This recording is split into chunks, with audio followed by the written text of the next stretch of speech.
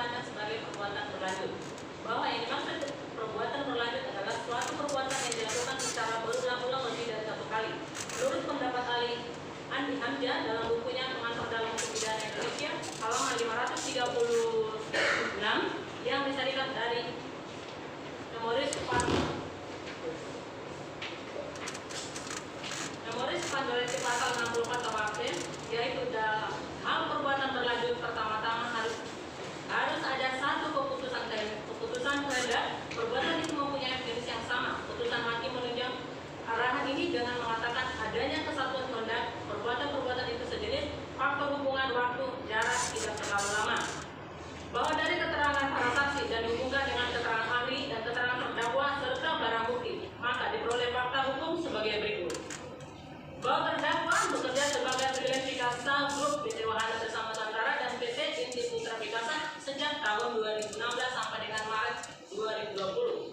Bahwa benar terdakwa selaku marketing freelance di Grup Pikasa cabang Pekanbaru pada sekitar tahun 2016, PT Wahana Bersama Nusantara atau singkat dengan PTWN yang bergerak di bidang usaha konsumer produk seperti aluminium dan auto, dan PT Tiara Global Propertindo yang bergerak di bidang usaha properti dan perhotelan yang merupakan bagian dari Pikasa Group sedang membutuhkan tambahan modal untuk membiayai operasional perusahaan maupun perluasan usaha. Pada saat itu, Saudara Agung Salim yang menjabat sebagai Komisaris Utama PT Wahana Bersama Nusantara atau PTWN bersama-sama dengan para direksi, yakni Saudara Bakti Salim, Saudara Eli Salim, dan Saudara Christian Salim mencari ide untuk mendapatkan tambahan modal tersebut untuk diteruskan untuk menerbitkan surat sanggup bayar atau surat utang atau promosi note.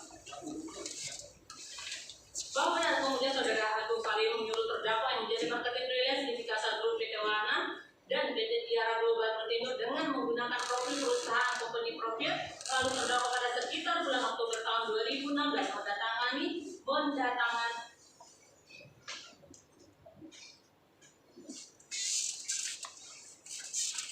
para korban yang ada di daerah Kota Pekanbaru, yang salah satunya yakni saksi Arcenius Natulipulu yang beralamat di Jalan Mawar nomor 5 RT 33 RW 002 Kelurahan Padang Lubuk, Kecamatan Senapelan, Kota Pekanbaru, untuk mengajak saksi Arcenius untuk membuka tabungan berbentuk deposito berjangka seperti yang ada pada Bank Nasional pada umumnya.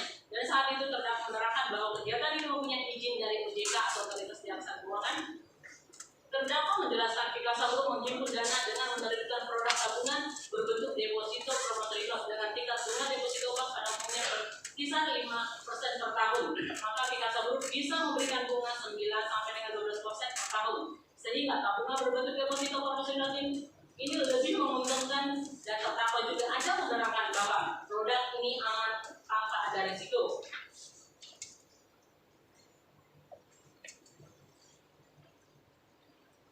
Bahwa pada saat menawarkan promissory note dari PT Wahana dan PT TGP kepada masyarakat yang berada di Kota Pekanbaru, terdakwa pelaku marketing freelance yang menyampaikan Pikasa Group menghimpun dana dengan menerbitkan produk tabungan berbentuk promissory note dengan tingkat bunga yang lebih tinggi dibandingkan dengan bunga bank pada umumnya. Jika bunga deposito pada bank umumnya berkisar 5% per tahun, maka Pikasa Group ini bisa memberikan bunga 9% sampai dengan 12% per tahun.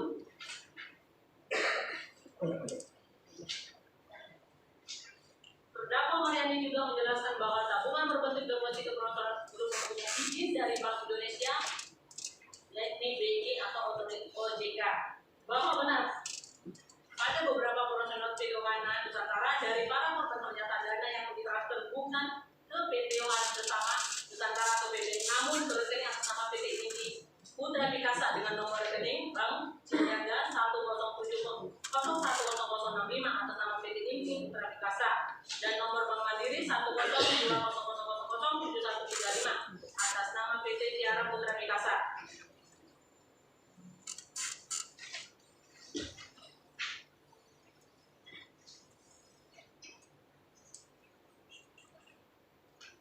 Bahwa benar sejak bulan Maret 2020 sampai dengan saat ini uang para nasabah atau korban berupa uang bunga tersebut tidak diberikan dan maupun tidak dikembalikan kepada para nasabah atau korban. Bahwa benar promissory note yang diterbitkan atau dikeluarkan oleh PT WBN dan PT Tiara Global TGP Pikasa ini memenuhi persyaratan dan kualifikasi untuk disebut sebagai promosi note karena tidak memenuhi ketentuan dalam penerbitan suatu promosi note sebagaimana diatur dalam peraturan Bank Indonesia nomor 18/11/PBI/2016 tanggal 29 Juli 2016 tentang pasar uang. Peraturan Bank Indonesia nomor 19/9/PBI/2017 tanggal 19 Juli 2017 tentang penerbitan transaksi surat berharga komersil di pasar uang. Peraturan Anggota Dewan Gubernur nomor 20/1/PADG/2018 tentang penerbitan dan transaksi surat berharga komersil di pasar uang. Juga tidak memenuhi kualifikasi sebagai efek surat berharga komersil di pasar uang. Sebagaimana dimaksud dalam Undang-Undang Nomor 8 Tahun 1995 tentang pasar modal juga tidak memiliki kualifikasi sebagaimana peraturan yang tentang pasar modal juga tidak memiliki kualifikasi sebagai peraturan yang diatur dalam pasal 174 KUHP sebagai suatu surat berharga karena pada penulis atau surat sanggup tidak tercantumkan kata-kata sanggup membayar jumlah uang tanpa syarat kepada si pemegang promosi note atau surat sanggup.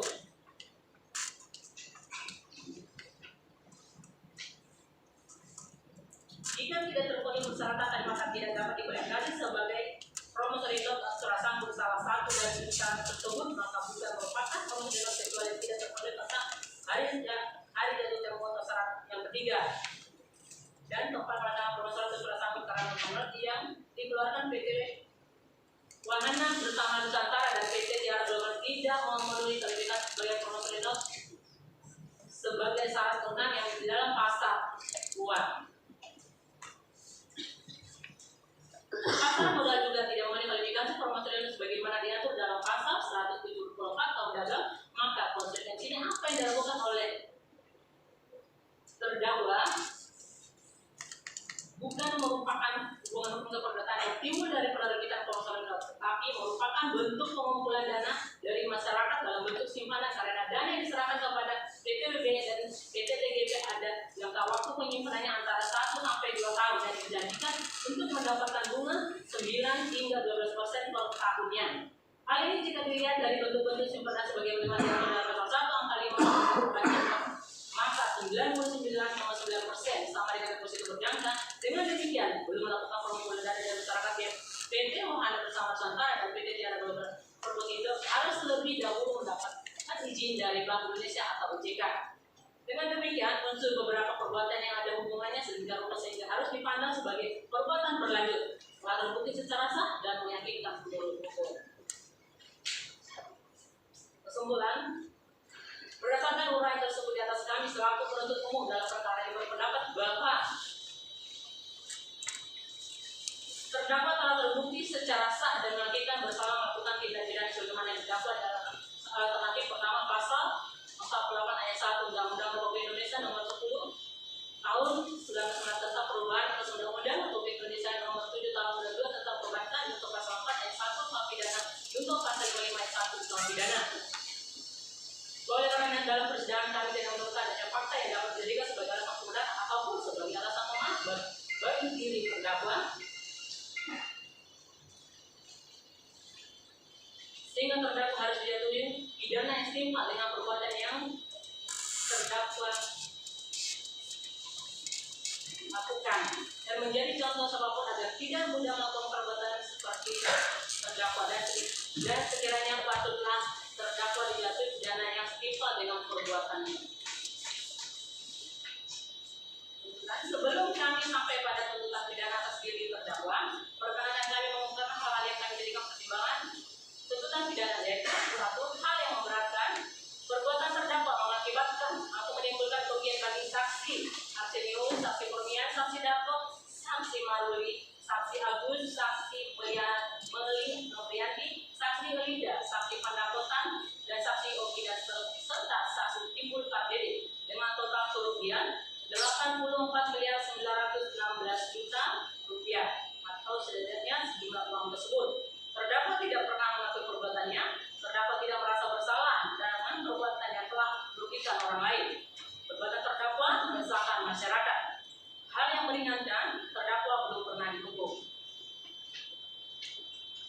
Berdasarkan uraian dimaksud kami selaku penuntut umum dalam perkara ini dengan memperhatikan ketentuan pasal 46 ayat 1 tahun 98 tentang perbankan, Undang-Undang Republik Indonesia Nomor 7 tahun 92 tentang perbankan, junto pasal 4 ayat 1 pidana yaitu pasal 5 ayat 1 ayat 1 pidana dalam mengajukan tuntutan pidana pasal berjudul biaya perkara pada terdakwa. Maka kami telah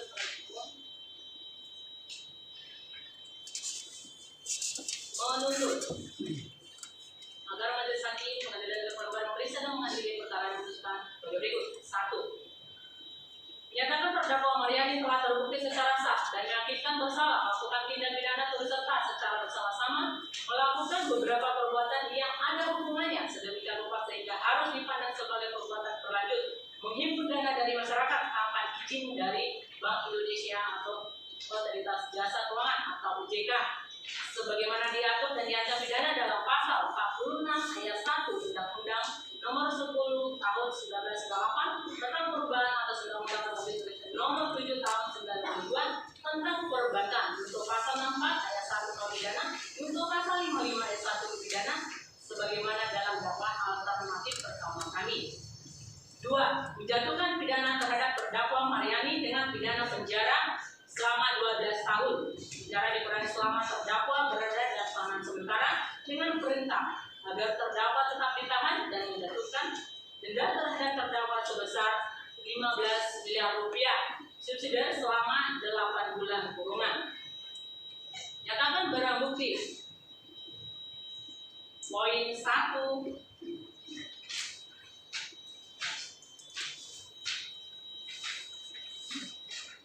Yang tertera dalam surat tuntutan kami terhadap semua barang bukti yang sudah diperlihatkan di ruang persidangan dipergunakan dalam perkara lain atas nama terdakwa Bakti Salim DKK.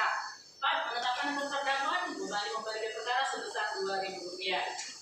Demikian surat tuntutan pidana ini kami bacakan dan diserahkan dalam sidang pada hari ini Selasa tanggal 1 Maret tahun 2022. Dasar